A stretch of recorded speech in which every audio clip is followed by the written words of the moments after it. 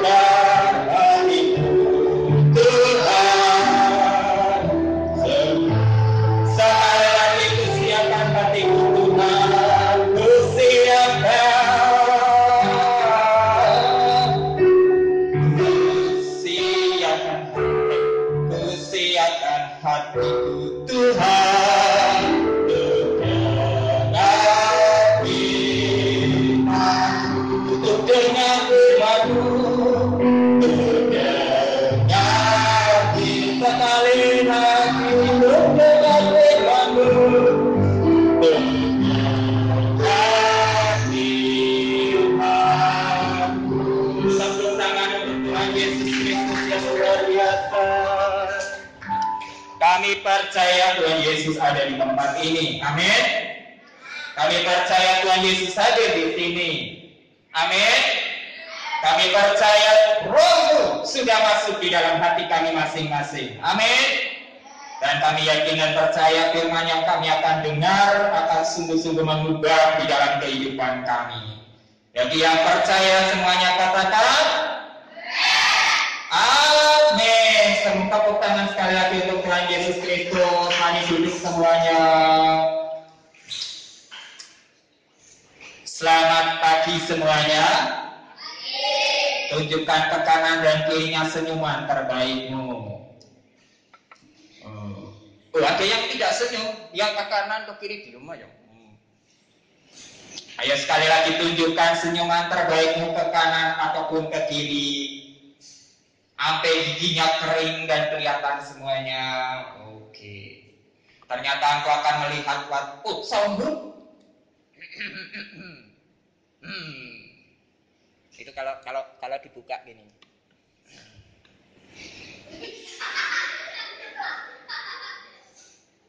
Sekali lagi tunjukkan ke kanan dan ke kirinya muka terbaik kamu. Sambil bilang, kamu ganteng deh. Kamu cantik deh. Kamu ganteng karena ada Tuhan Yesus. Bilang sama temannya. Kamu cantik karena ada Tuhan Yesus. Oke, kamu percaya itu? Tepuk tangan sekali lagi untuk diri sendiri. Oke, sekarang firman Tuhan hari ini saya ingin mengajak Guru Nuki, ingin mengajak anak-anak semuanya memikirkan, belajar tentang artinya menjadi orang-orang yang produktif. Ya, judulnya apa? Sama-sama dibaca 3, 2, 1. Oke, yang sudah bisa bahasa Inggris hampir semua sudah bisa. Artinya apa kira-kira? Berarti ya hampir betul menjadi berhenti menjadi apa? Unproduktif. Lawan katanya apa? Tidak produktif. Betul. Jadi berhenti menjadi tidak produktif. Berarti lawan katanya unproduktif apa? Produktif. Tidak produktif apa sih? Tidak produktif apa coba? Kira-kira kalau pohon tidak menghasilkan buah, itu tidak produktif. Berarti maksudnya apa? Dua Isra langsung membuka mulutnya lebar-lebar, tapi tidak ngomong. Kalau pohon tumbuh, tapi tidak pernah hasilin buah, itu tidak produktif. Apa artinya berarti? Tidak produktif artinya tidak apa? Gampang ini pertanyaannya, sudah saya kasih clue. Pohon tidak berbuah, berarti pohon yang tidak produktif artinya apa? Ya, orang yang tidak menghasilkan sesuatu, orang yang tidak berbuah, orang yang malas. Jadi kalau diartikan secara umum supaya lebih gampang, stop being unproductive artinya berarti berhenti menjadi malas, berhenti menjadi pemalas. Berhenti menjadi orang-orang yang malas. Kamu mau menjadi orang yang malas atau orang yang rajin? Angkat tanganmu jika engkau menjadi orang yang rajin semuanya. Berarti kalau orang yang rajin adalah orang yang lawan katanya unproduktif apa? Produktif. Katakan pada diri sendiri, aku orang yang produktif. Katakan kepada kanan dan kiri, oh udah mangap-mangap aja, baru ngomong tidak produktif malah mangap. Ya, sekali lagi katakan pada kanan dan kirinya, aku orang yang produktif.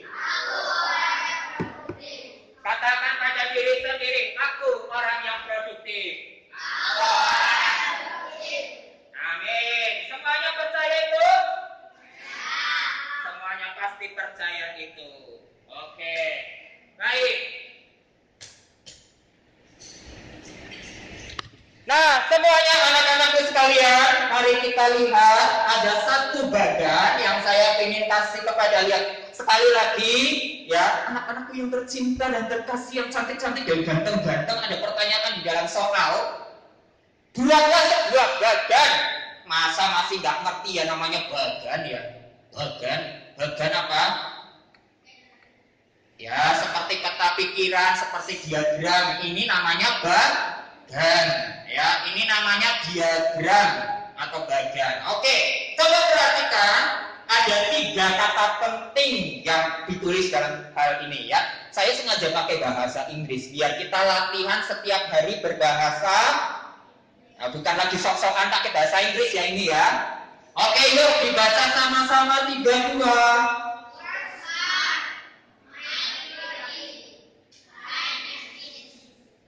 Oke, sekali lagi. Oke, work smart, time efficiency, my priority. 3, 2. Oke, saya mau tanya Grace, work smart, 2 kata, ayo. Artinya work atau work? Kata bahasa Inggris sederhana loh ini, work. Yo, yang besar-besar, apa work? Work. Smart apa? Berarti? Ya, kerja pintar, gitu saja ya. Kerja pintar atau kerja cerdas. Yang kedua, time efficiency. Apa artinya? Efisiensi bahasa Indonesia apa? Bahasa serapan. Efisien berarti apa? Waktu yang efisien. Apa sih itu? Nanti saya jelaskan. My priority apa? Yang remaja kemarin baru belajar. Apa? Prioritas siapa? Yang remaja. Prioritasku atau prioritas saya. Apa Ezra? My priority? Nah, itu dia. Badannya di sini, pikirannya nggak tahu di mana. Itu tanda merah itu. Itu pikiran Ezra itu. Apa itu mau? Tadi barusan? Puji Tuhan, sama saja. Sampai jauh ke sana tuh. Sekali lagi ketika kita datang ibadah kepada Tuhan, matamu, pikiranmu, hatimu tertuju kemana? Kemana? Ke sana aja, nggak usah kemana-mana, ke sini saja. Nggak usah ke Guru Luki, nggak usah ke sini, nggak usah ke situ, nggak usah ke sana, nggak usah ke sana. Cuma 2 tempat saja yang cukup kamu lihat. Ke sini kepada siapa? Dan yang kedua, kemana? Kemana? Ke PPT, supaya tahu saya lagi ngomong apa. Itu ya. Sekali lagi sama-sama, work smart artinya apa? Oke, yang kedua time efficiency artinya apa? Oke, yang ketiga my priority artinya apa? Bapak Sombong, bagaimana kabarnya? Halo. How are you today? How are you today? Gak ada jawaban ini. Baik atau tidak? Baik, puji Tuhan. Baik, yuk kita buka Markus pasal 6 ayat 11. Markus pasal 6 ayat 11. Sebenarnya apa sih yang Guru Luki sedang bicarakan? Kenapa kita bicara 3 hal ini? Nah, 1. Buka Markus pasal 6 ayatnya yang ke-11. Bapak, Ibu, saudara-saudara yang terkasih di dalam nama Tuhan Yesus Kristus. Amin. Sudah terbuka semuanya? Puji Tuhan. Ayo Ezra bukanya, kemudian bangkit berdiri. Mari kita baca sama-sama Ezra. Ezra tolong pimpin baca. Langsung terkejut dia. Kaget. Ya Allah, ya ampun, ya Tuhan. Ayo cepat. Bangkit berdiri, dibaca Markus pasal 6 ayat 11. Dengan keras, dengan lantang, sampai seluruh dunia mendengar. Yuk, 3, 2. Lebih keras lagi.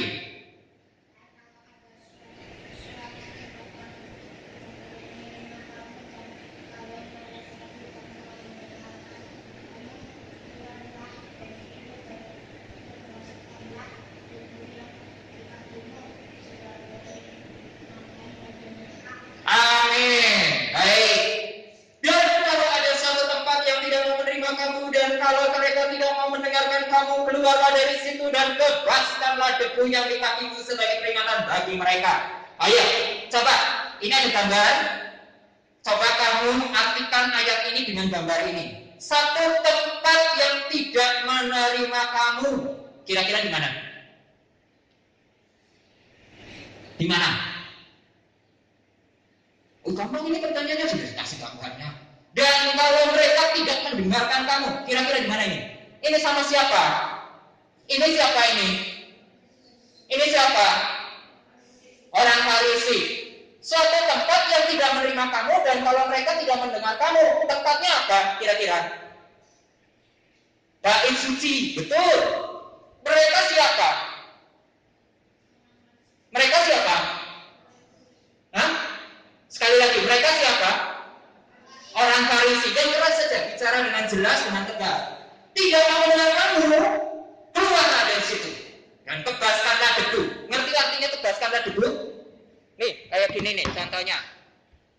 Kalau ada orang tidak mau mendengar kamu atau orang tidak peduli sama kamu, lebih baik tebaskanlah debu, bajunya diginiin, terus kamu tinggalin dia. Mengerti maksud saya? Maksudnya apa? Kemudian sebagai peringatan bagi mereka. Jadi Tuhan Yesus lagi bicara sama murid-muridnya. Murid-muridnya bingung, kenapa orang Farisi ini reseh banget ya? Selalu ganggu aja, selalu bikin masalah aja. Kita kan ajar yang baik, kasih pengajaran yang baik, tapi kok selalu iri hati. Tuhan Yesus langsung jawab. Jawabnya apa? Sama-sama dibaca.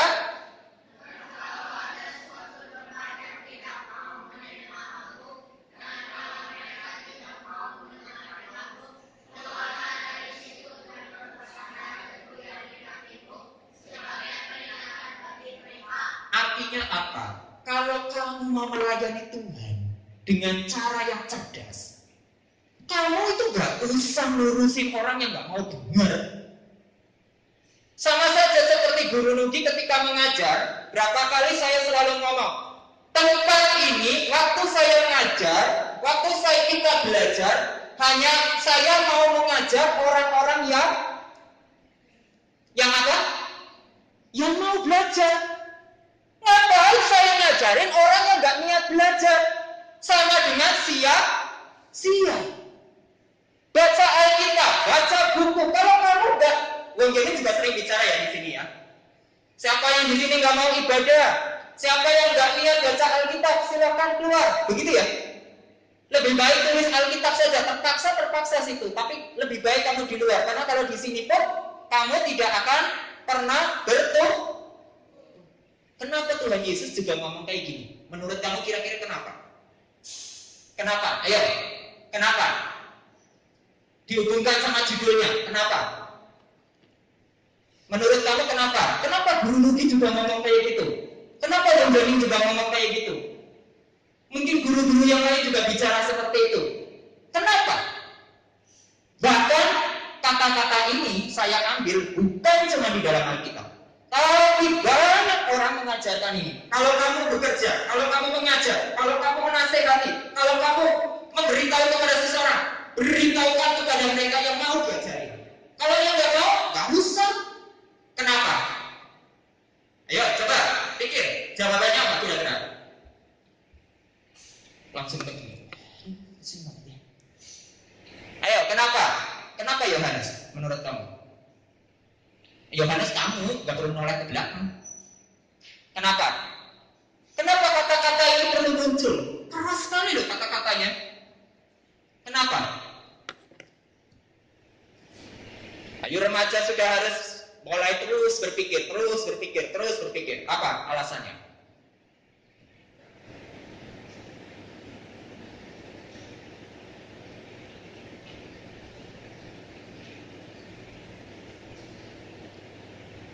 Jangan lama-lama. Kenapa Sefa?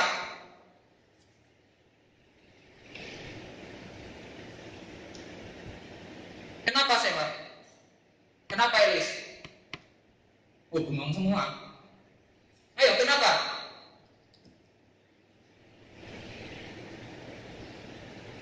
Bukan saat teduh ini. Ayo, kenapa? Ayo Elis, apa?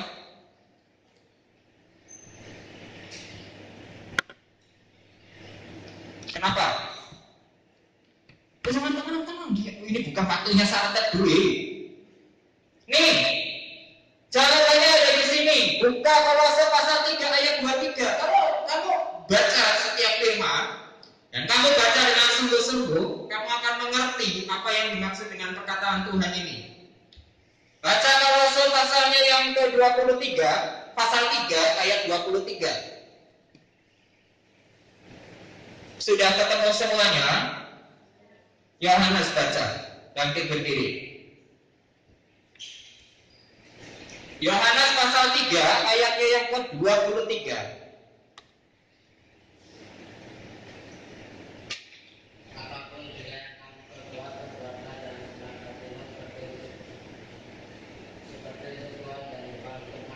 Sekali lagi dibaca 3, 2, 1.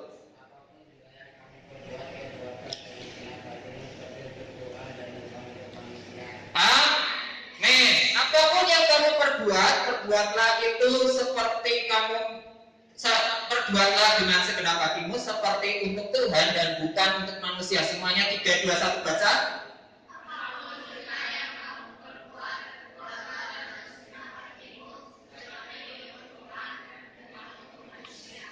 Kalau saya ketemu orang, hatinya saja nggak tertuju pada Tuhan, hatinya saja nggak merasa haus akan firman Tuhan, hatinya saja tidak punya keinginan untuk belajar dengan sungguh-sungguh. Sekarang saya ngajar seperti bicara kepada siapa? Sekali lagi, saya bicara kepada siapa? Sekarang saya mau tanya kepada kamu semuanya, apakah kamu punya hati yang belajar sungguh-sungguh untuk Tuhan? Angkat tangannya. Amin. Puji Tuhan, puji Tuhan, puji Tuhan. Turunkan semuanya. Jadi kalau hatimu sungguh-sungguh untuk Tuhan, maka waktu guru mengajar, waktu dapat pelajaran, kamu akan belajar dengan segenap. Itu namanya bekerja dengan. Tetapi kalau orang Farisi, enggak. Orang Farisi adalah orang yang sombong. Dia merasa dirinya sudah apa?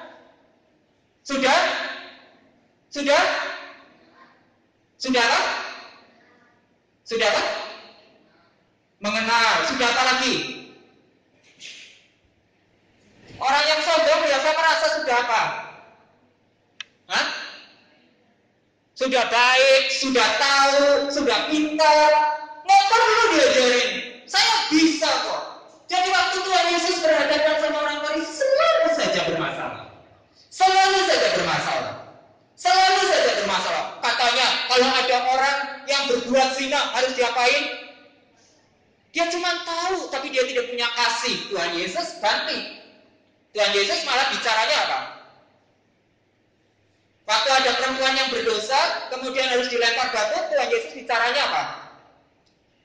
Hah? Ini udah baca dengar semua Alkitabnya kok. Semua sudah pernah tahu cerita ini. Tuhan Yesus ngapain? Bicaranya apa? Hah? Ya, kalau kamu merasa dirimu tidak berdosa sekalipun, silakan lemparin batu. Akhirnya ada yang lempar batu. Kemudian Tuhan Yesus terakhir bicara kepada perempuan itu ngomong apa? Jangan berbuat dosa lagi. Itu guru yang baik. Dia tidak perlu menghukum, tapi dia selalu memberi nasihat yang baik. Amin. Kamu punya guru yang luar biasa besar. Dia bukan guru nugi, dia bukan guru jari, dia bukan guru uti, bahkan bukan pengiring samoning. Tapi guru yang hebat, punya kasih yang besar, tapi juga punya cinta yang luar biasa. Siapa namanya? Tuhan Yesus. Siapa namanya? Puji Tuhan, kita punya guru yang seperti itu. Kamu bersyukur semuanya? Kamu bersyukur semuanya? Kamu bersyukur semuanya? Tepuk tangan untuk Tuhan Yesus Kristus. Kalau kamu punya guru yang besar seperti ini, guru yang punya kecerdasan yang luar biasa. Coba kalau kamu sekarang ditantang sama orang Farisi. Moses, nih, ya, kalau di dalam Alkitab kan dibilang ya. Kalau di dalam Alkitab dibilang kan, kalau orang berdosa harus dihukum mati, misalnya. Kamu akan jawab apa? Kamu akan jawab apa? Kamu akan jawab apa?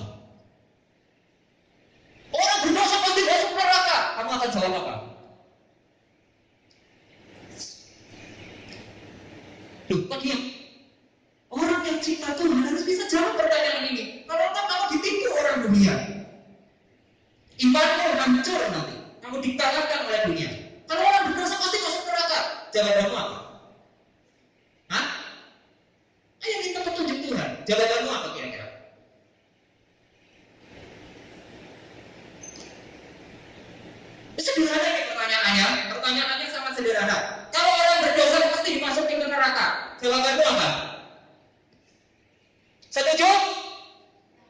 Ya, apa jawabannya sekarang? Tidak, alasannya apa? Hah? Alasannya apa, Joshua?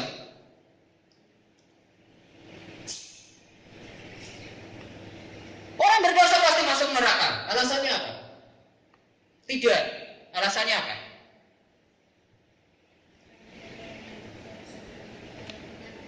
Lebih keras lagi? Bisa bertobat. Puji Tuhan, tepuk tangan. Ada lagi jawaban yang lain? Ada lagi jawaban yang lain?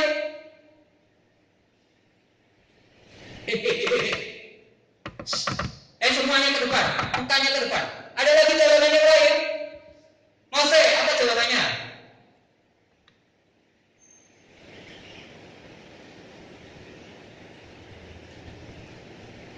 Bagus bisa jawab. Tadi jawaban Joshua sudah sangat baik. Tinggal sedikit saja ditambahkan. Apa? Apa, Luis? Penting sekali ini. Kalau orang berdosa itu pasti masuk neraka. Kamu udah bikin dosa, kamu tukang bohong, kamu tukang tipu, kamu suka selama ini bohong sama orang ini, kamu selama ini suka nakal. Nggak mungkin kamu masuk surga. Kamu pasti masuk neraka. Kamu jawab apa?